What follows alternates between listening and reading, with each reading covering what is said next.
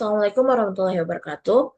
My name is Dian Salsabila with student number A3-2022-0147 and I'm from class E. So in this video, I will present a summary of 10 previous studies related to the ESP needs analysis. And this presentation will cover the research design, participants, data collection techniques, data analysis method and the key findings of each study. And these studies can help us to understand how English for specific purposes courses are designed based on the learner's needs across different academic and professional contexts. So, the first study is conducted by Lamia Almekta with the title Needs Analysis and ESP Course Design, a case study of the Institute of Nutrition, Food, and Agro-Food Technologies. So this research used a qualitative approach involving 12 doctoral students and 10 subject teachers, and the data were collected through questionnaires and analyzed using descriptive frequency analysis. So the study explored student attitude toward their ESP course and problems in learning English. The findings showed that the major difficulties faced were text comprehension, technical vocabulary, writing, and speaking. But however, the students still showed a positive attitude toward the improving of ESP courses. So next, we're moving on to the second study. The second study, which focuses on ESP in the textile industry. So the second study by Bella Chu in 2020 examined how ESP needs in the textile engineering profession in Ethiopia.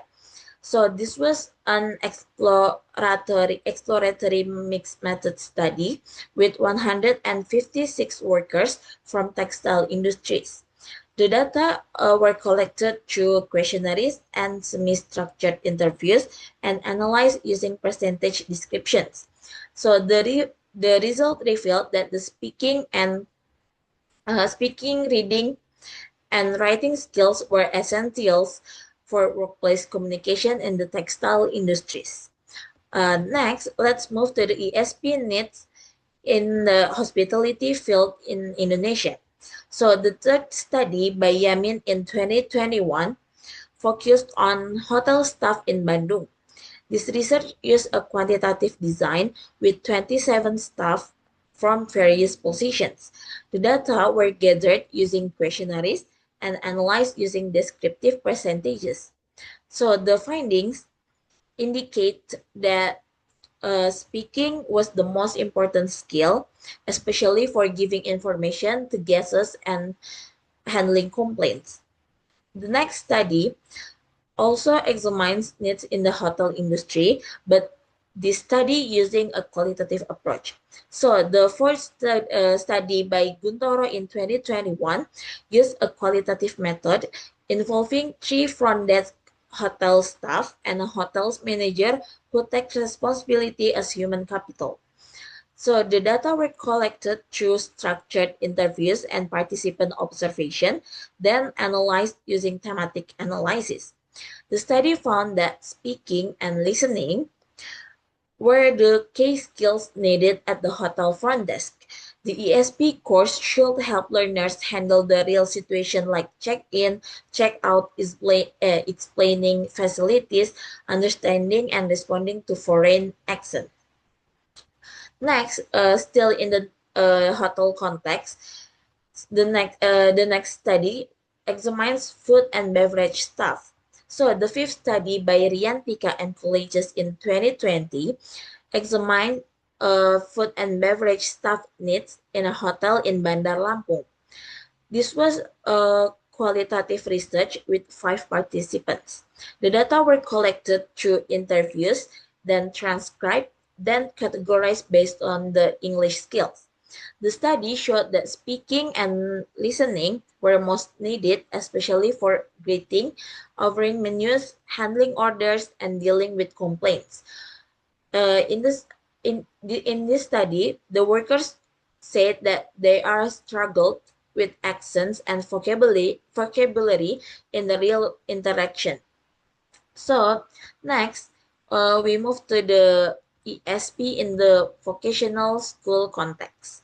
The sixth study by Hidayat in 2024 was descriptive qualitative and involved 50 marketing students. The data were collected using questionnaires and analyzed with descriptive statistics. And the study revealed that strong preferences for interactive and career-oriented learning with emphasis on reading skills, group work, and practical marketing language. Now, let's see a study focusing on the nursing student. The seventh study by Jubhari and colleagues in 2022 used a descriptive quantitative design with 36 nursing students. The data collection used questionnaires and analysis used frequency and percentage distribution. The results showed a high need for reading, speaking, listening, and then writing, especially for workplace-related tasks like reading instruction, understanding medical conversation, and writing reports. So the next study comes from Iran and focus on architecture students. The eighth study by Ali Akbari and Bogayeri in 2014 was quantitative and involving 120 participants consisting of students and graduates. The data were collected using questionnaires and then analyzed using SPSS with Pearson's chi-square test. The findings showed that reading comprehensions was the most needed skill, followed by writing, speaking, and listening. In that that the ESP program needed a revision.